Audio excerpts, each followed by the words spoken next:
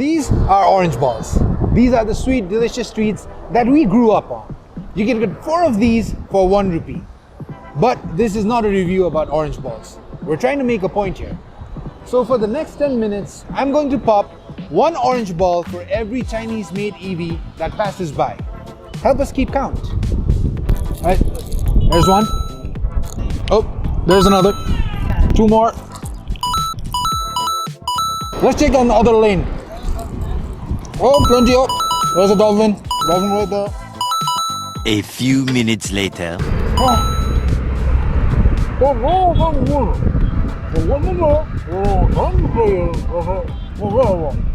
I guess what he's trying to say is, this is Nepal Drives, and we have the Hyundai Creta EV with us. Let's go for a drive.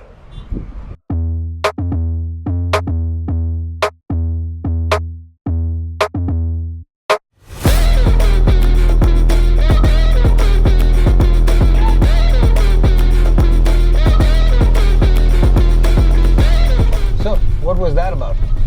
I'm not really sure, man. I don't know why I put myself through that, but in my head, I wanted to show our viewers how much Chinese EVs have taken over the market and how dominant they are. Yeah, Chinese EV, not just here, they've taken all over the world right now. But there are EVs like these, non-Chinese EVs. Right, there are. One of which we're driving right now, the Yes. Hyundai Creta EV. But I think the Creta has a bigger shoes to fill, considering how Hyundai's ICE Creta was responded to here in our market. Oh, totally. Being one of the best SUVs, like year after year.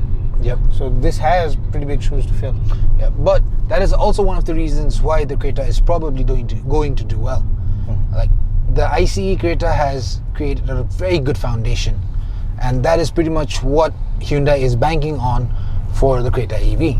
Well, we'll get to that soon. We'll figure out what are the strongest suits for the Creta EV and how it's going to fare with its Chinese counterparts and other EVs. But first, I want to show the viewers the features and the drivability of the car. Now, you drove it in India. So what were your first impressions of the Creta EV? Yeah, I drove it in Chennai. My impressions were really good. I think much of that translated to the road as well, that we got to drive there, because straight roads, endless straights, we were doing upwards of 100 easily, and the turns weren't as sharp as we get here. But that said, we're driving on it right now and I don't have any complaints about it. Me neither. So I drove it in the city for a while now, and it feels like a very normal car, and I mean that in the best way possible. It doesn't have, like, it won't surprise you with anything that you don't expect, and it is a very drivable car as well. We're out on the highway now, and I have been a little liberal with the throttle, and it does what I want it to. Yeah, and the inside is pretty good. I mean, like, you get buttons. I was like so happy when I got there and got to drive it in Chennai. I was like, oh wow, look, it has buttons. The only thing you need to make an auto journalist happy are buttons in the car. Some buttons on the car.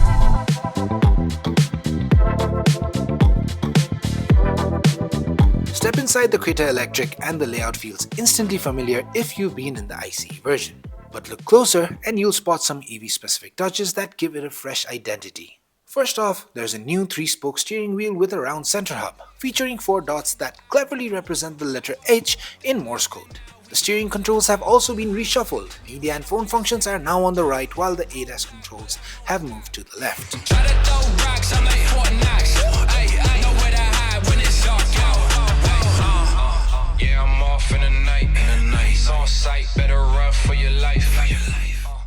Overall, the interior quality, interior fit and finish seem alright. Yeah, I like it. I think it has a little more hard plastic than we've seen in the past. This whole incoming mushrooming EVs, but it is good. The finishing is good. But overall, I like the interiors. I like this color scheme, even though I'm not a big fan of white. But the fabric in these seats, they're not totally white. These are like a little grayish kind of thing that hides dirt really well. It's got a sort of texture to it. Yeah, but it does not have ventilated or heated seats whatsoever. So that is, I think, a little bummer. Yeah. The thing is, The Chinese EVs in the market right now are so chock full of features that even a small miss from other cars feels like a big deal. Yeah, they're absolutely cramming in everything they can into a single car, which is why what do you want to put inside the car? I mean, if I look at it from a driver's point of view, everything I have is in this car. Everything I need, you get here. I would agree. Like for instance, I want to reduce the fan speeds. Although these are touch units, it's very easy to operate. And for temperature, I get these switches, which is very easy to operate when you're driving. Yeah, and I see this driver only button right there. I think it's when you press on it, all the AC is like this side is switched off. Yep. And the back is switched off, and only the driver gets cold or hot air. Yep. And that saves a lot of battery, which is actually very clever. The AC panel now doubles as an infotainment shortcut cluster, mixing touch-sensitive buttons with the practicality of physical toggles for temperature and a volume knob. A highlight here is the column-mounted drive selector, straight out of the Ioniq 5 playbook. This clever bit of design frees up the center console, which now floats and houses the drive selector, electric parking brake, and dual cup holders. There's even a spacious lower deck for extra storage, and the armrest console is massive, with a cooling vent just like the Glovebox, perfect for keeping your drinks chilled. In terms of driving, like I mentioned, it's a very smooth drive. So you get a drive selector here. Convenient. Right? Very convenient. Right now I'm in eco mode, and it kind of tones it down a little bit. I still say it's plenty for the city, but Yeah. switch to normal mode. It doesn't have that annoying normal mode activated sound notifications. I hate that. So it'll show you which mode you're on in the screen, which is right in front of you, and normal mode is completely fine, and sport mode, as you expect. Oh, nice. It's got a bit of a punch, doesn't it? This is that nice kick. Yep. It's not enough to like throw me all over the place, but it is a good kick. Yep. It should be more than enough if you want to drive enthusiastically on the highways. But as usual, I shift to normal mode when I don't want to drive fast, and that gives me plenty of power. And you've got these paddle shifters to adjust the brake regeneration levels.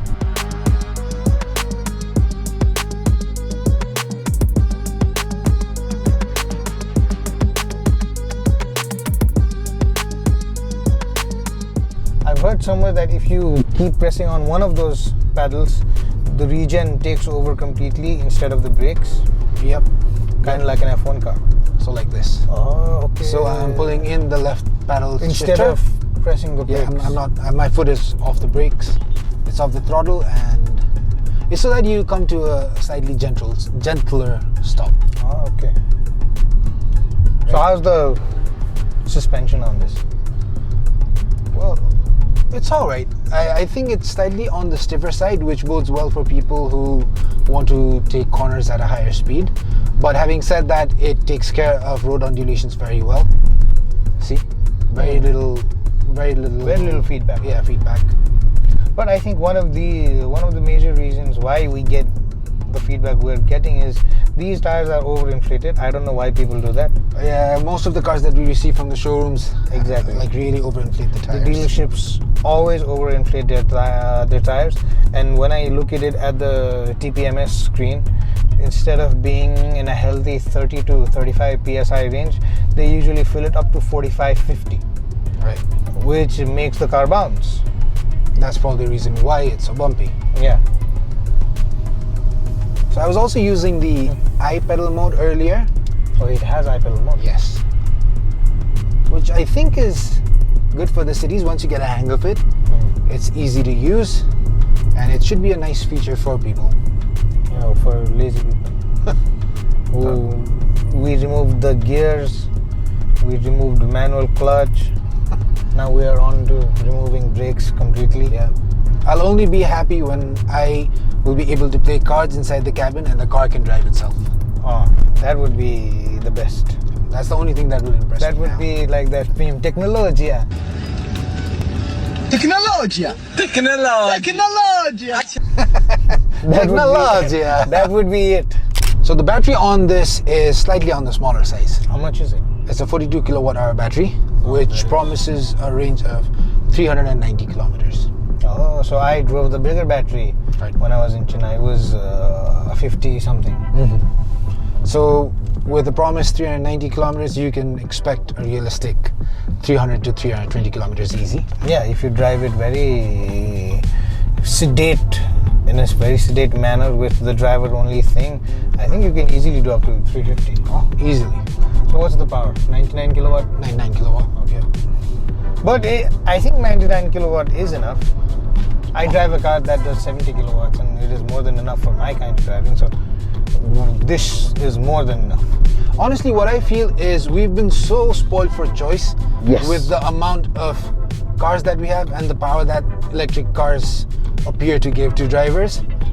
We kind of have a very high standard about the power that a car should deliver. When in terms of real usability, this is more than you actually need. Exactly, you won't be able to drive, even if the highway and the ring road is empty, you won't be able to drive it more than 100 and 110, 120. Yeah. Plus there's a speed limit of 50 on most highways. Which we always adhere to. You guys should too.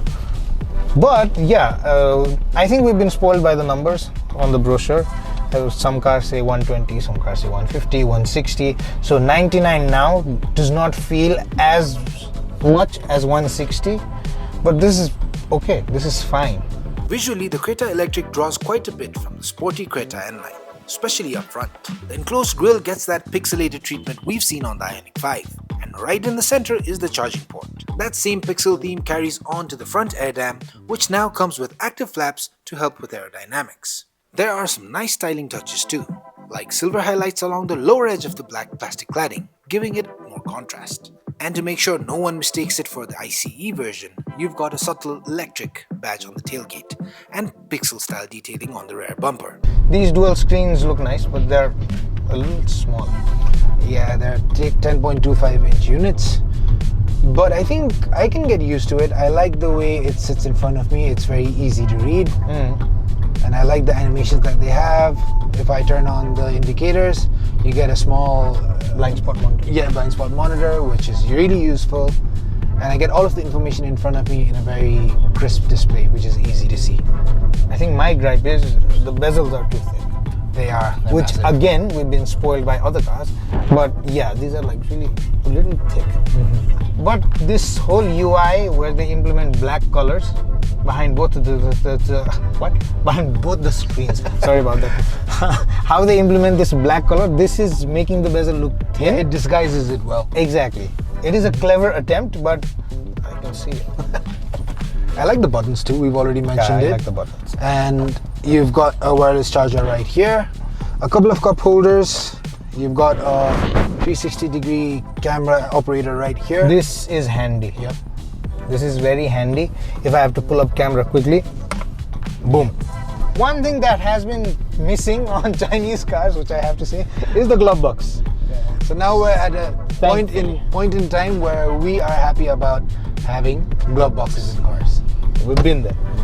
And for people who like sunroofs, they've got a full panoramic sunroof. Oh, all the way? Yep. Yes, all the way. That is nice. So in terms of seat comfort and space, I think it's pretty decent. Yeah. I've got plenty of headroom. There's good thigh support, and I fit well into the seats. Although there aren't big bolsters, I don't feel like I've been moving around a lot, so it's completely fine. Yeah, I like the seats as well.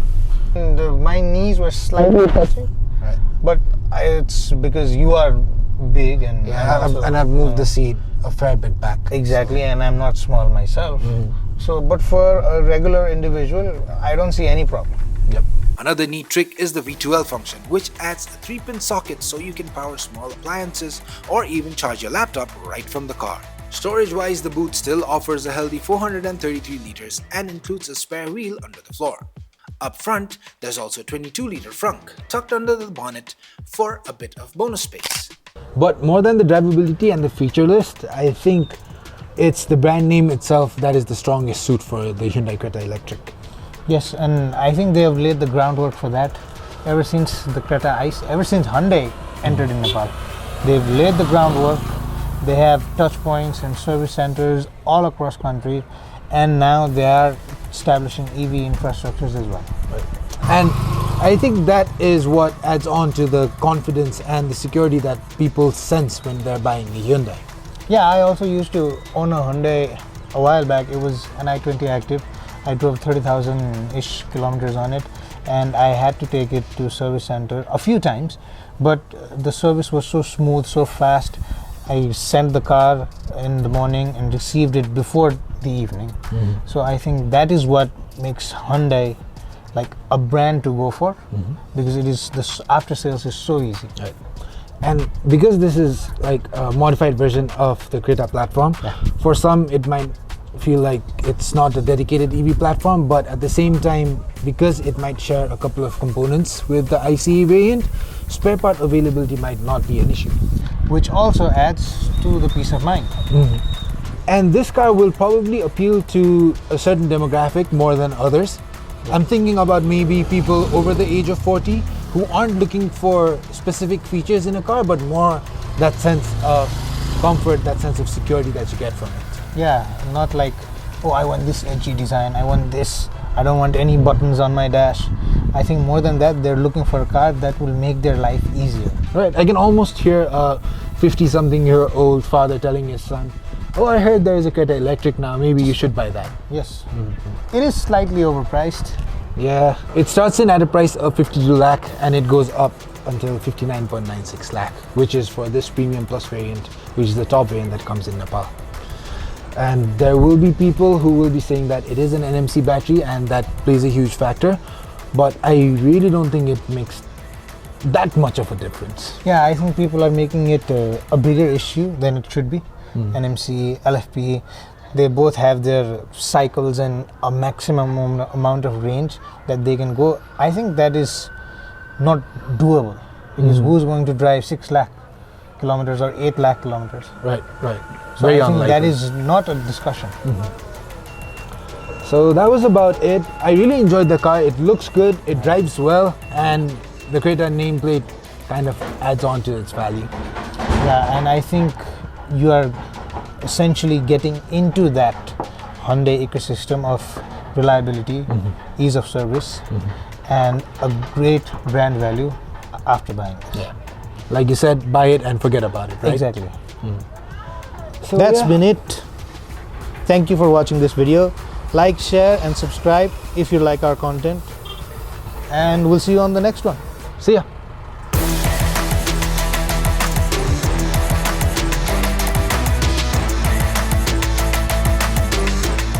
Seven, 8, 9, 10, 11, 12, 13, 14, 15, 16, 17, 18, 19, 20, 21, 22, 23.